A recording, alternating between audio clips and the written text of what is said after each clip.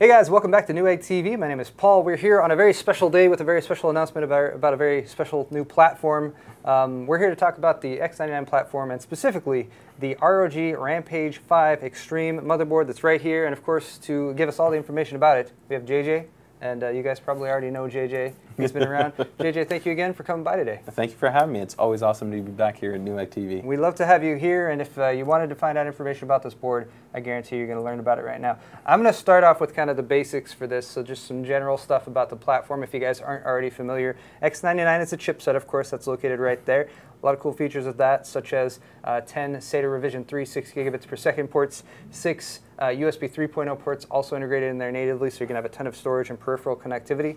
The socket up here is 2011-3, which is a newer version of socket 2011. It is not backwards compatible, so don't try to stick a Sandy Bridge E or an Ivy Bridge But compatible with all your cooling solutions, though. But it is still compatible with cooling solutions. That's a very good point, JJ. So if you bought like a really high-end closed-loop cooler or something, yeah, you're good to go. With an X79 board and you're upgrading, you can still drop it in here, so that's really cool. Ddr4 memory, of course, and we have some excellent Corsair Vengeance Ddr4 LP modules that are right there. Really fast. These are actually 2666 specs, and the Ddr4 memory is going to start off at 2133 frequency, and JJ has told us that as yields improve and manufacturing is refined, we're going to see 3,000, 4,000 speed memory. I mean, and beyond. at launch already, we've already validated on official kits 3200. So pretty much the best that DDR3 was already able to give us right now, because 3200 kits are fairly new, even on the DDR3 platform. But they're pretty much reached a limit at the launch of this brand new platform. DDR4 is already matching the fastest speeds that have pretty much effectively been hit on DDR3, and like you said, you're going to just see a heck of a lot more come out of this platform over time. It is beautiful, and it is quad channel, so you're going to want to buy a matched 4-stick kit like this so that you can take advantage of that bandwidth. And then lastly, the CPUs that install here are codenamed Haswell E. They're all Core i7s, and you have the i7-5820K, which is a 6-core, 12-thread, with 28 PCI Express Gen 3 lanes. 15 megs of cache. And 15 megs of cache. You also have the 5930K, also unlocked. All these are unlocked, by the way. That one's got also 6 cores, also 12 threads. This one's going to give you all 40 PCI Express lanes and also 15 megs of cache. And then you have the Big Daddy Extreme Edition 5960X, which I know is going to be a popular CPU to drop in here. That one you have, there's a compelling reason to go for that one now because it's 8-core, 16 threads, 20 megs of cache, 20 megs, 40 PCI Express Gen 3 lanes. It is just a monster. It is an absolute monster. And you've already told us from experience in your testing with these different CPUs that going for that 8-core chip is a pretty significant difference. It does make a difference. I mean, if you guys are into the absolute highest resolution gameplay, multiple monitors, 4K, you get better frame latency performance. We're seeing better FPS performance. You know, content creation and general productivity is insane. I mean, for you guys that are into videography at all, I mean, we were able on a Extreme Edition part to be able to do 5K native editing inside of Premiere Pro. Jeez. No drop frames. That's insane. It was pretty awesome. For a consumer platform without having to invest in some crazy special proprietary Xeon-based machine or something like that. Or like really specialized like Rocket Red accelerator cards or stuff like that. It's just, it was pretty awesome. So those are kind of the bona fides of the platform, and that's X99 in general, and there's a lot of boards for that. So if you're interested in something that's a little bit more entry level compared to the ROG board that we have here, we have the X99-A and the X99 Deluxe. And the Pro. There will also be a Pro SKU. And there'll be a Pro as well, so that's mainstream series. Those are kind of black and white color aesthetic. Yeah. All Awesome very nice brand new boards. aesthetic. We also covered the workstation board as well, the X99-EWS, so check out that video if you're more interested in that. You want to build a really crazy workstation machine.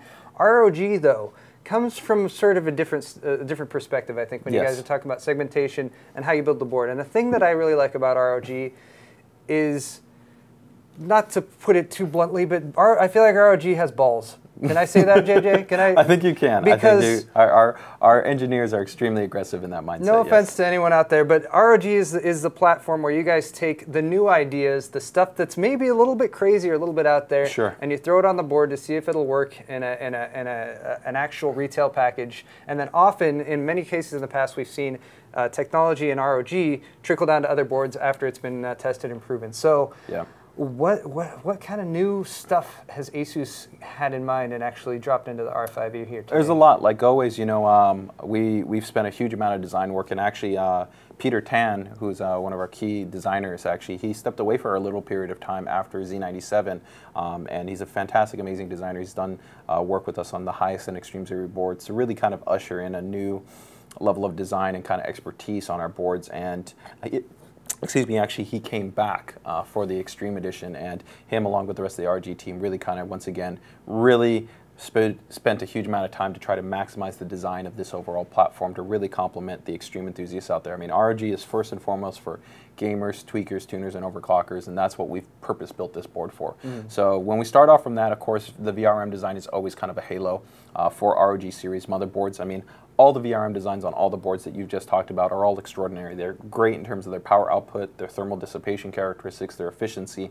But with ROG, we just wanted to go to that next level and try to push the design envelope. So the inductors, take for instance on here on this Extreme Engine Digi design, as we call it, actually are not just fully molded and alloy based like they have been, let's say, in the past on different types of motherboards and even things like our high-end graphics cards, but these now feature a microfine composition. So pretty much what we did is we worked with the inductor designer, so the company that produces it, and we asked them to actually go back and create ultra-fine granular particles that are significantly improved in terms of their ability for thermal dissipation characteristics, better permeability, higher power output, just pretty much in every characteristic that we can measure the performance of the inductor. They're pretty much the cream of the crop. They do not get better than this. In addition to that, of course, the power stages, which are historically you have a MOSFET and a driver that along with the inductor makes up a single phase. We are actually using a unified power stage, but for this generation, we're using a more advanced even version of it that incorporates what's called RDS sensing technology built in, and this helps us to significantly improve its overall error tolerance and its overall operating efficiency. So these parts are just purpose-built that whether you're going to run this system at stock, which would almost kind of be I think a misnomer. It's not really built for that. Yeah, yeah. I mean, you could, I guess. But you would get amazing thermal efficiency and just great performance out of it. But if you're willing to push the platform, you know, we're seeing that pretty much almost all the CPUs are going to start off at overclocking range of at least about 4 gigahertz, with the best CPUs getting up to about 4.6, and a very select small set of CPUs being able to exceed 4.6. This board is purpose-built for an outstanding overclocking experience, especially if you want to hit it with heavy loads and consistently push that over a long period of time. So that is, of course, in that primary Vrm design, and then complementing that, of course, we keep the high-performance 10K rated capacitors that ROG have been using for now quite a number of generations, and of course these also have much higher temperature tolerances and much lower temperature tolerances. Now, the Vrm heatsink in itself also, though, has an actually pretty big improvement. So one, you have this very just large blocked assembly solution where, of course, that directly goes over the primary components of the Vrm, such as that power stage. And then you've got the heat pipe that then goes into an extra portion here, so you get additional actually surface area and you have improved overall thermal dissipation as a whole.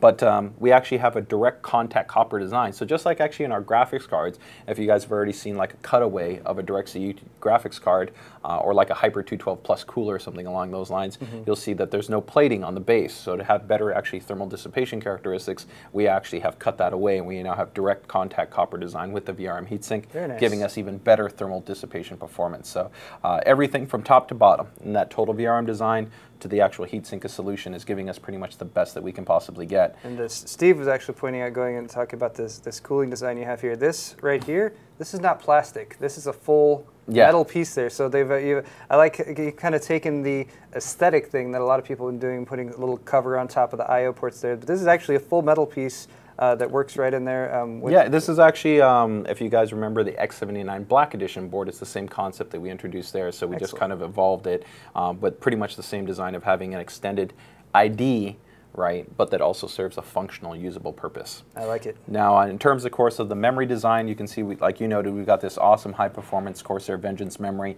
and just like all the ASUS X99 motherboards, they feature a digital power delivery and design, and special design implementations to allow us to have significantly higher cache ratio overclocking and significantly improved DRAM overclocking. So for you guys that are looking to really push this platform, this envelope, there's special design work that we've put in into the firmware, into the layout, into the topology, as well as into the power delivery control implementation implementations to really give you an outstanding experience. Very nice. Now, from an ID standpoint, you can of course see it still maintains the overall red and black aesthetic that ROG is known for, but just like our Z97s, we pulled off the white accenting, and I think it overall just kind of gives it a little bit more of an aggressive two-tone kind of characteristic, but I think it looks awesome, and I think it's going to fit a huge amount of builds really, really well. ROG was the first to do red and black. Yeah. Just to point that out.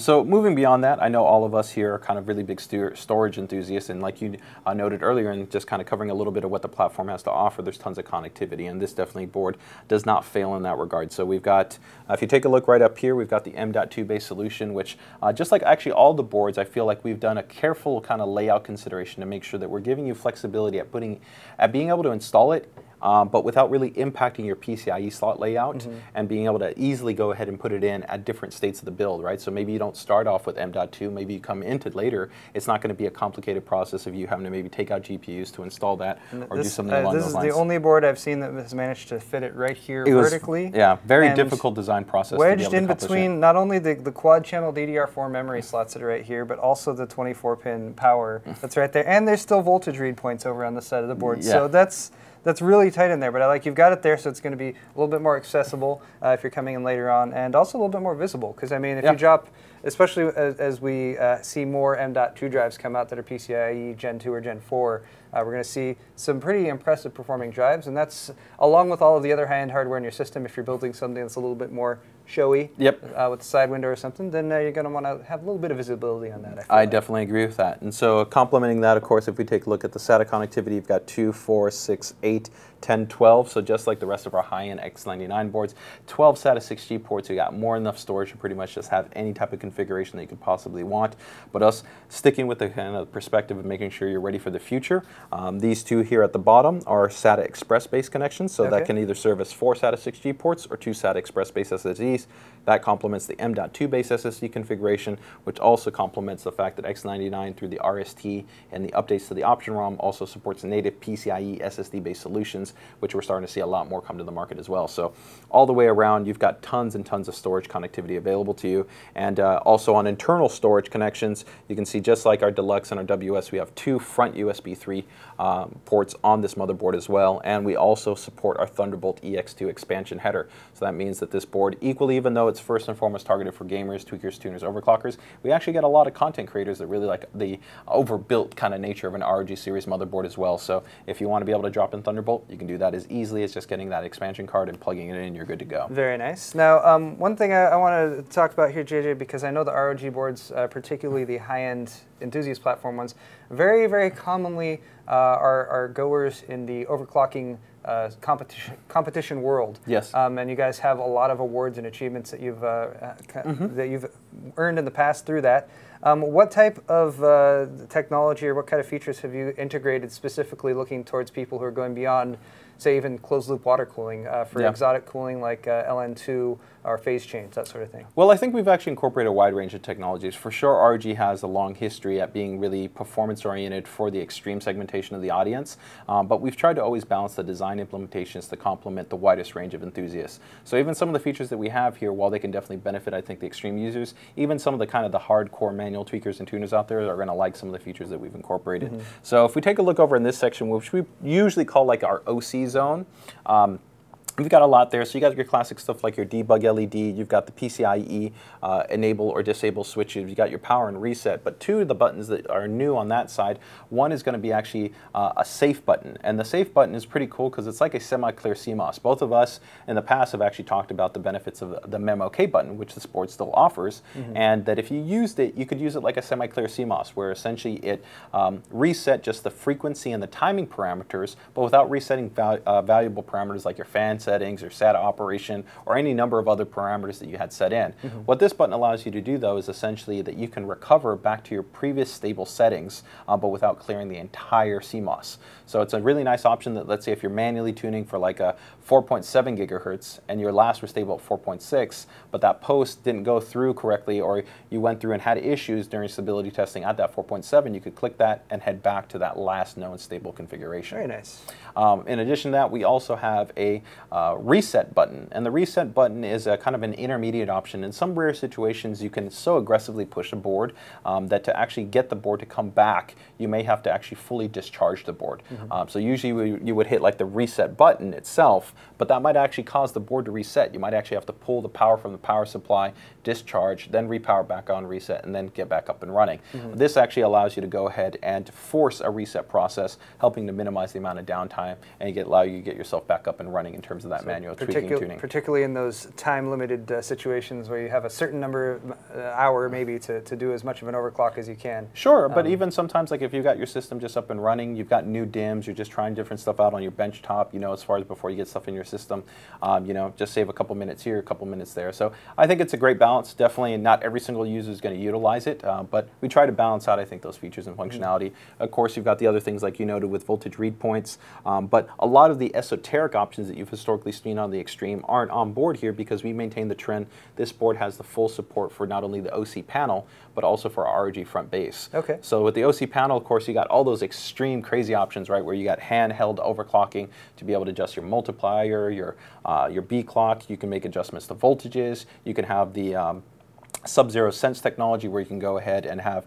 extremely low-level temperature monitoring. You have the BGA hot wire technology, so you can ramp that to a graphics card and overvolt the card. All kinds of crazy stuff, and you have it handheld available to you. But like we've shown in the past, you guys can definitely check that out on the OC panel. You can also convert it, put it into a 5 1/4 bay, and when you put it into the 5 1/4 bay, you can then have monitoring, quick fan profiling, you have the ability to have one-touch overclocking, and tons more.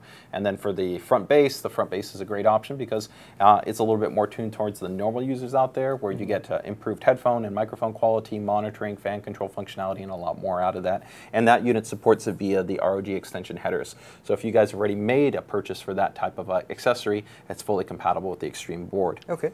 Now moving from there, this board, of course, is really purpose-built for users that are on that high-end GPU configuration side of the market. So if you're running 2-way, 3-way, or even 4-way configurations, this board's taking care for you. So it doesn't matter whether you're going to run Crossfire, SLI, up to 4-way configurations. The board is purpose-built for that.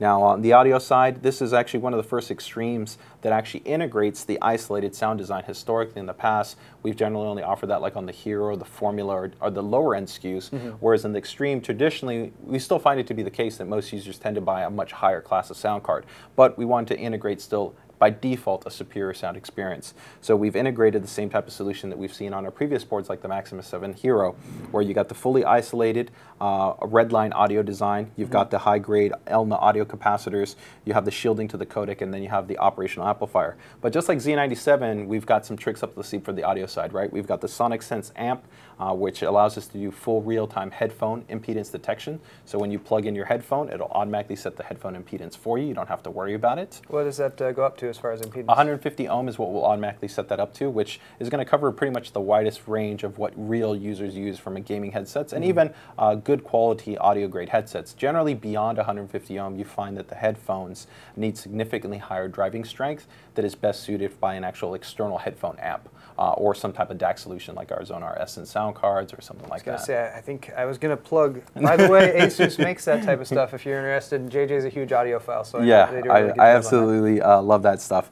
Outside of course, what we've done there with the Sonic Sense amp, we also still continue to offer our virtual surround technologies that we have as part of the ROG Audio Suite and what's called Supreme Effects 2014.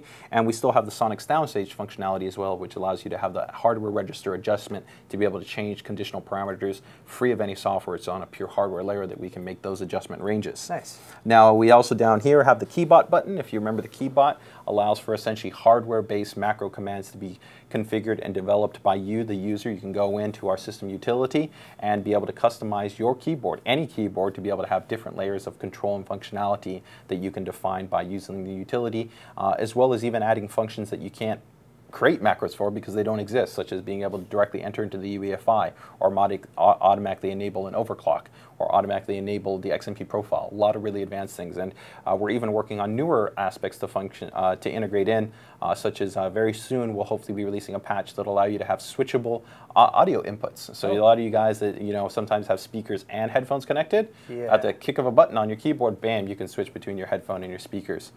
I'm one of those people, and we also just got a fist pump from Steve back so, there behind the camera. We're looking forward always from feedback from you guys, because that's one of the great things with Keybot is that we can continue to control the functionality based on feedback that we get from users in the community. Excellent. Very now, convenient. Moving beyond the audio connectivity, if we go up and we take a look at the back I/O, we can see that the board is extremely rich in this respect. So as an enthusiast user, you're going to be very, very satisfied with what you got. So of course you got ROG Connect, which we haven't talked about in a couple of generations, but it's like it came out, it was really big, and then it's like it's been taken for granted. Yeah, but then. We still keep ROG Connect on here. So if you still want external full control on a notebook where you can monitor, you can clear the CMOS, you can see your debug code information in the string format, which is really cool. So you can actually, it's not just 55, but you can actually see memory initialization or CPU initialization. You can still do that. So that's a really awesome level of hardware-based functionality it's offered.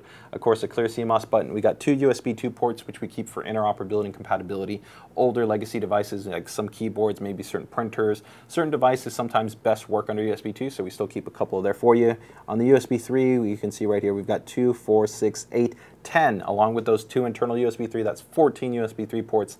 That's just a lot of USB 3. Not too shabby. And in addition to that, we still maintain, just like our high-end Deluxe or WS, we have a discrete AS Media 1042A, which allows us to have always a guaranteed link for the bandwidth, and as well as we found actually in our testing has generally better PID compatibility. So for especially a wide range of flash storage devices, we can actually have better performance than the Intel-based controller. Nice. So it's not a question of one being better than the other, it's just we maintain both to give you guys the best experience possible.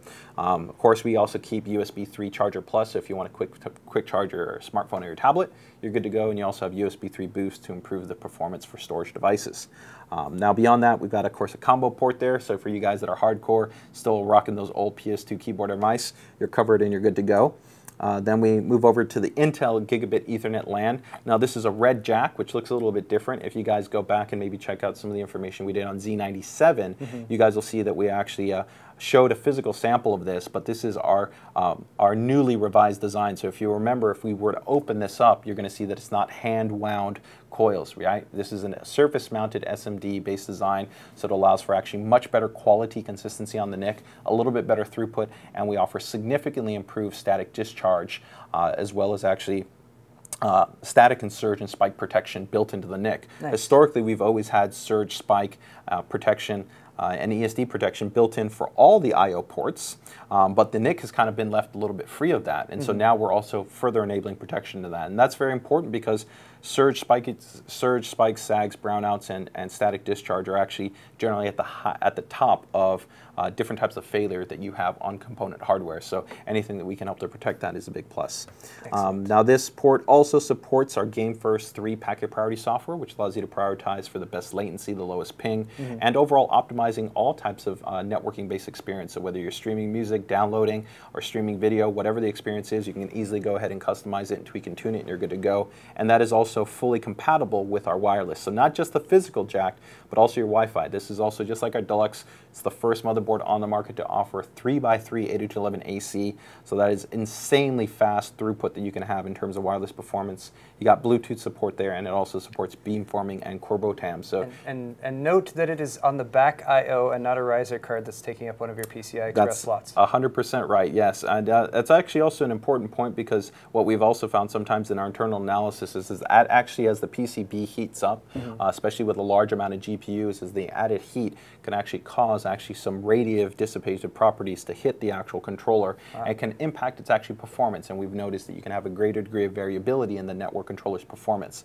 So if you have that NIC, let's say centered in this area, but that GPU has been running for a couple of hours, sometimes the actual performance can go in and out because the NIC is actually getting so hot. There's got to be at least one person out there right now who's running like a NIC card in between two SLI graphics cards who just now was like, oh my gosh, JJ maybe solved the problem that I've been having for the past 6 months. Okay, quick aside, but please continue, JJ. And then directly below that, of course, we maintain, of course, multi-channel line-level audio, which is part of the Supreme Effects 2014, and also has the Toslink optical out, which supports DTS Connect. So for guys that want to be able to go ahead and have that multi-channel encoding out to like a receiver or to a television or like a soundbar or whatever, you're good to go as well. So that gives you just a little bit of what we've done there on the hardware side. and it's pretty much packed to the gills. And, once again, it's really reinforcing if you guys are looking for a truly enthusiast class board.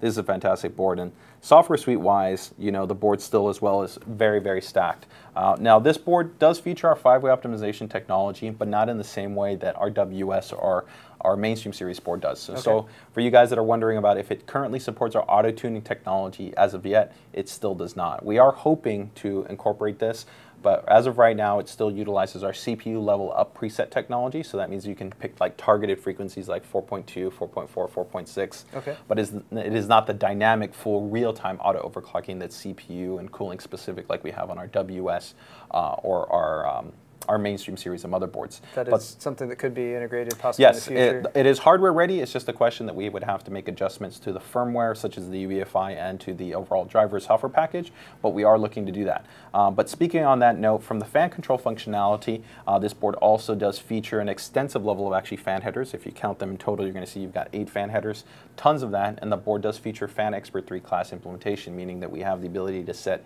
DC or PWM output control. We have not also the ability to also map temperature input sources, so you can pick like the CPU or the VRM or the motherboard or the PCH, and that's very important because if you got like chassis fans, maybe you don't always want that to respond to the CPU. Maybe you want it to respond to the PCH if you're having a heavy storage array configuration.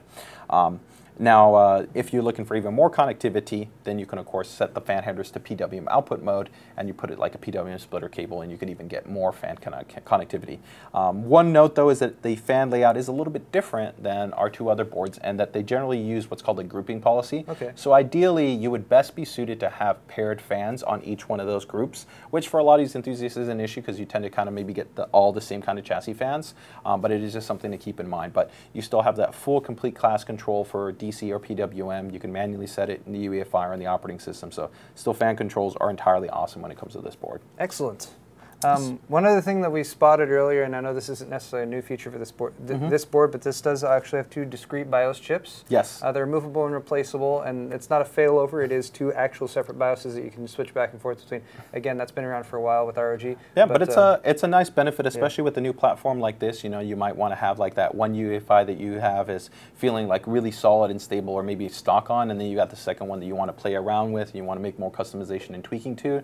And both of them, as you noted, are non-soldered. That means that we have the full ability to have them be replaced should anything happen. But that also goes into another feature, which we didn't note that was on the back, but is the USB BIOS flashback technology. Oh, yes. So, of course, that means that even without the CPU, even without the memory, even no graphics card, just with the motherboard connected, if you take your flash drive, you plug it in, you depress the button, you can go ahead and update those UEFI chips or even recover them. So if the board doesn't post, maybe you went through like a surge, spike, sag, brownout or something, and the ROM is corrupted, you can overwrite it and get back up and running. Overall, I definitely think it is pretty much the cream of the crop when it comes to a high-end gaming-based motherboard. And what I mean by gaming, a lot of people always wonder, is a lot of those features we just went over, things like the game first packet priority software, the virtual surround, the sonic radar technology for that on-screen mapping, which all the improvements that we made in Z97 have also been rolled into this board, are present. And even the complement of the software suite. We always talk about that, don't forget those pieces at the end, but this comes with a full version of Kaspersky antivirus. It's a 1-year full complete license. And if you guys have been paying attention, the infection rates, security breaches, malware infection, ransomware, it's only getting more and more aggressive every year. And to just be able to have that protection out of the box, you not even have to worry about it. It's already taken care of for you, I think is a huge value add. To have also a very high quality AV solution, which is very low on CPU utilization, but very accurate and extremely solid on its removability. And then of course for you guys that want image mounting software, it still also comes with a full version of Damon Tools Pro Standard. Excellent. So pretty sweet software tying with, of course, the ASUS 3 software package as well. All right. So that is the Rampage V Extreme, and I guarantee there's more elements and specifics to this board that we actually haven't covered today. So check out the ASUS website, support.asus.com. Support.asus.com for all the latest updates, and also if you want more information or you have any questions, feel free to drop them in the comments here, or you can also hit me up on our PC DIY website, so that's pcdiy.asus.com. All right, and JJ's very active over there, so let him know. Let us know in the comments section, what should we ask him to post? What graphics cards to combine with this? That's pretty straightforward. Can we think Yeah, of something crazier? You know, we're a lot of people have been asking on the ROG. You can see with the mainstream series, we went to a different color aesthetic with white.